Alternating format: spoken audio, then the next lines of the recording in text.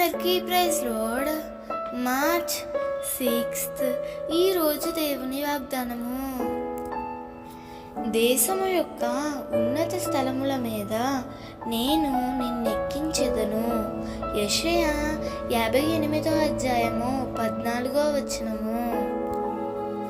ఎవరైతే ప్రభు చిత్తానుసారంగా జీవిస్తారో వారి జీవితాలలో ప్రభు గొప్ప కార్యాలు చేస్తాడు. బానిసగా అమ్మబడిన యోసేపును ప్రభువు బానిసగానే ఉంచాలా?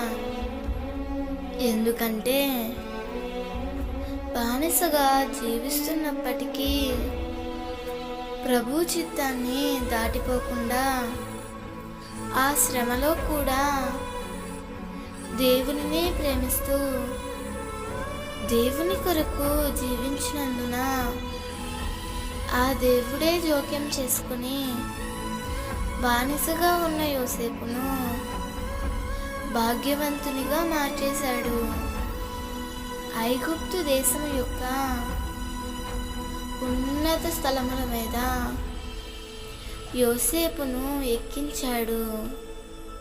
ప్రియమిత్రమా, నీవు కూడా నీ పరిస్థితులు ఎలా ఉన్నప్పటికీ దేవుని చిత్తానికి అప్పగించి నీ జీవితాన్ని ప్రభు చేతిలో పెట్టినట్లయితే నీవు ఆశించిన రీతిలో దేశము యొక్క ఉన్నత స్థలముల మీద ప్రభువు నిన్ను నిలుపుతాడు.